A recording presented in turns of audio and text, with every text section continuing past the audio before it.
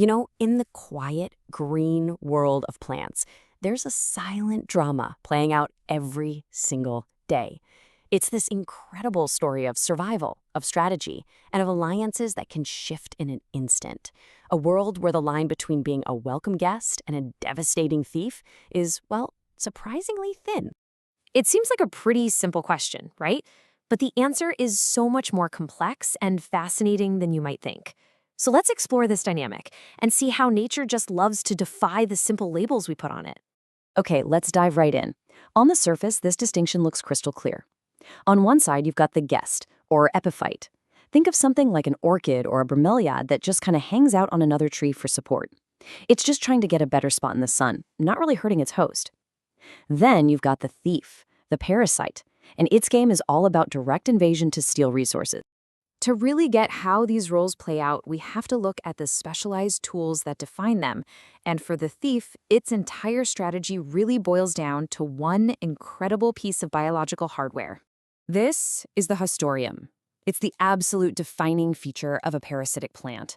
You can think of it like a master key combined with a siphon. And get this, it's evolved independently at least 12 different times across the plant kingdom. It's built to do just one thing: break into the host's internal plumbing system and start siphoning off everything the parasite needs to live. And this biological heist goes down in 3 really clear steps. First, the parasite attaches itself.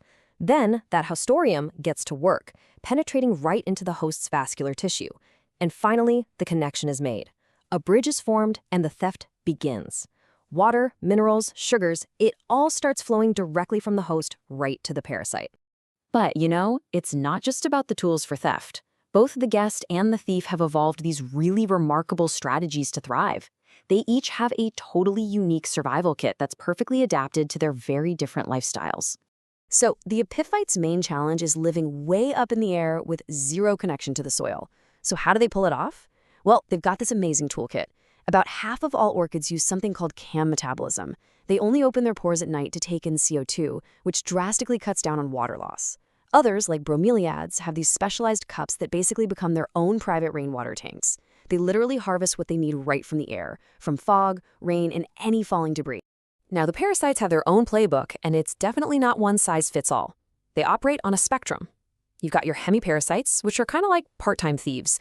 They can still photosynthesize, but they prefer to tap into a host for some extra water and minerals. But then you have the holoparasites. These guys are the ultimate dependents. They've completely lost the ability to make their own food and rely on their host for absolutely everything.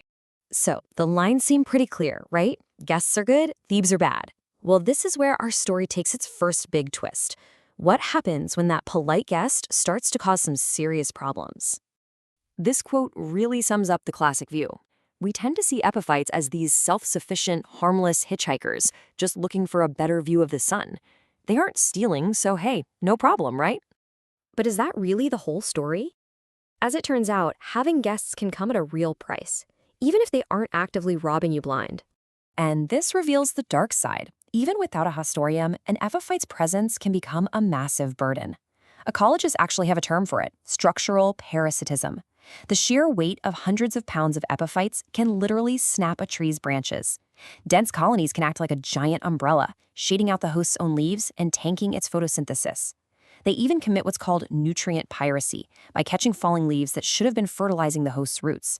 And some, like ball moths, even get into chemical warfare, secreting stuff that kills the host's buds just so they can get more light. Okay, so guests can be bad, but that has to mean thieves are always bad, right? Well, hold on, let's flip the script one more time and talk about a plant that starts as a guest, becomes a killer, and then somehow transforms into a hero. And this brings us to the ultimate identity crisis, the strangler fig. It starts its life as a totally harmless epiphyte, just a seed dropped by a bird high up in the canopy. It sends these long roots down to the ground, and once it connects, its growth just explodes. The roots thicken into this lattice that literally strangles its host, cutting off its nutrients and light. The host dies, and the fig stands alone. The guest becomes a killer. But then, it becomes the cornerstone of the entire forest. Because that killer strangler fig, it's what's known as a keystone species. It produces fruit year-round, feeding hundreds of different animals, and its hollow trunk becomes a vital shelter. And this isn't the only weirdly complex relationship out there. Take those tank-like bromeliads again.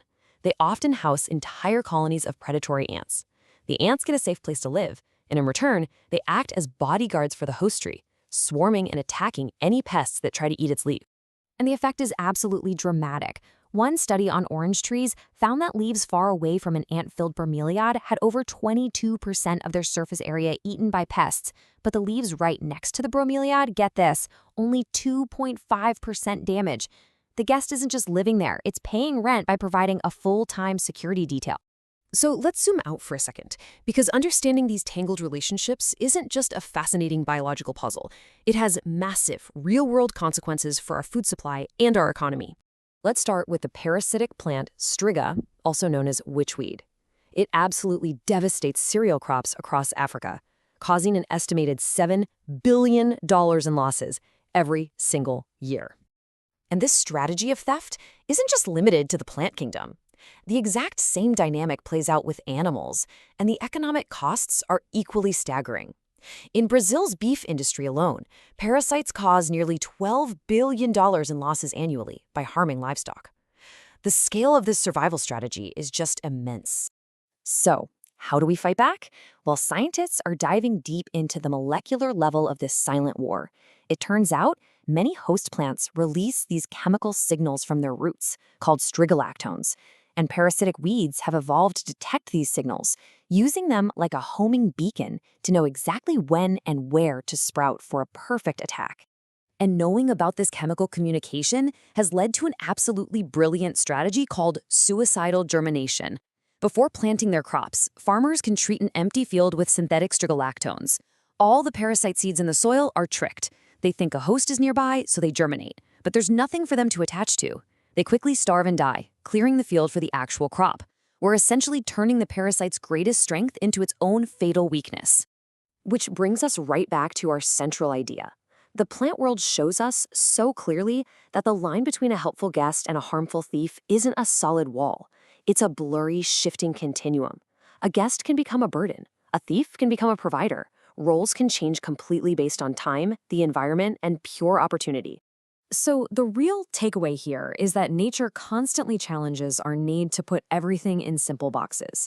It forces us to appreciate complexity and nuance, and that leaves us with one last question to chew on.